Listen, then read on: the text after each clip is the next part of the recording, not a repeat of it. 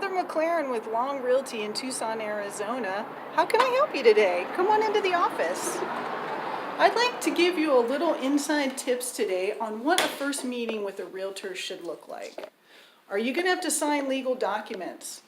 What are you going to have to agree to? Are you then obligated to use their services? And what is the bar? What should we be looking for in our first meeting with a realtor? Well, I'll tell you, in Arizona, we don't use lawyers. We use realtors. Now, you can consult a lawyer if you like, but they're not necessary for a legal purchase. And in Arizona, sellers typically pay for the realtor commissions on both sides. So as buyers, you don't even have to pay, like, really anything for your realtor. There may be a small $100 or $200 fee that a brokerage assesses, but otherwise, the seller is paying for your realtor services. And I know many of you have had difficult experiences with realtors, and sometimes you get scared about a commission position, hiring someone who's paid by commission. But the nice thing about that is this is one of the only fields where we get paid for our results. Now, in other situations, whether or not that doctor visit was helpful, whether or not your car still makes a noise, whether or not your kid learned karate, you still got to pay for all that stuff. But you only pay for our services, and if you're a buyer, you don't even have to pay for our services, basically, if we get the job done for you. So what should a first meeting with a realtor look like? It should be about your needs and your agenda. It should be about your goals, okay? It should not be about what other homes the realtor has to sell. It should not be about pushing you into a higher price bracket, okay? If you're buying, you might be coming into an office like this and sitting down with someone like me and going over what's available in the market.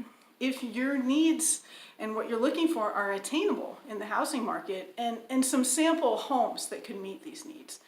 And then talking about how you're going to buy. Are you going to pay cash? Do you need a loan? Do you need to talk to a lender? Some of these things are better straightened out ahead of time than when you're out in the field and you find your perfect house and then you realize, oh my gosh, I gotta wait 4 months because that Comcast cable bill I didn't pay turned into a collection and now I don't qualify for a loan. I mean, sometimes that turns people off for a lifetime of purchasing. They don't even want to deal with it again. They're so frustrated. So if a realtor's asking you to look into a pre-qual for a mortgage before we go out looking, that's why. They're just thinking about what's best for you. And when you're selling, the realtor should be coming out to your house and checking things out for you. You should get a hefty report on the Tucson or local housing market in your area. You should get information on your home value and the market and what they think you can get for your house. You should get tips and tricks on how to get it ready to sell, how to do minor improvements to make a maximum return and increase what you're selling it for by $10,000, $20,000, $30,000. You should get someone who listens to your goals and needs. Do you need to get out now? Is someone have an illness? Do you need the cash right away? Do you have 2 years to sell it? Are you just testing it out? And if you can't get what you want, you're gonna just stay, You should have the feeling that someone's in your corner and listening to you. You are not legally obligated to anything. If you talk to a realtor and you're not comfortable or it doesn't work or you don't feel like someone's in your corner, that's not the realtor for you. Find someone else. This should be a process that eases your mind, where there's information. This person should answer their phone or call you back. This person should be available with unending patience for all your questions to be answered and have your back to meet your goals. Because at the end of the day, I'm just a hired hand. This is your house that's being sold, right? This is the home you're buying with your new husband. This is the house you've lived and raised kids and grandkids in, and you want to sell because you want to move to Florida. This is your dreams in your life, and it should be handled as such. If you don't feel like someone has your back, don't use them, okay? Find someone who does. Find someone who will listen to you and be there for you, okay? Step 1. Step 2, what do we look for? What are homes going for right now? Next week, we're going to be talking to an appraiser. We're going to be out talking to someone about how they assess home values on your house and what can you do to improve the value of your property. As we all know, it can vary a lot depending on a lot of little details, and we'll cover that next week, okay? But step one, you got to be comfortable with who you're working with, and if you're not, don't work with them, okay?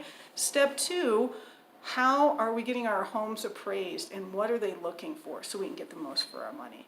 And then the following week, we're going to be talking to a lender about how do I know if I can qualify for a loan? And I don't want to produce a bunch of paperwork junk. I just want to know if I can buy a house now or in 3 years. And how do we go about figuring that out? Stay tuned. If you check out my YouTube channel where this video is programmed into and coming from, you'll see a little red button that says subscribe. Just click there and then I'll show up in your emails every week and you won't forget about checking in, okay? Until next week, if you have any questions, I work 24/7. I'm always here for you guys. I don't have a life. You are my life. So let me know what I can do for you, and in the meantime, we'll get you some good information next week and have it ready to go with an appraiser, okay? So have a great week. Stay safe out there. It's getting a little hotter, but it's not 100 yet, so stay in that air conditioning. And enjoy your weekend, unless you're going hiking, which I know a lot of people are going hiking. Anyway, okay, have a great weekend. We'll check back next week. Thank you so much for tuning in.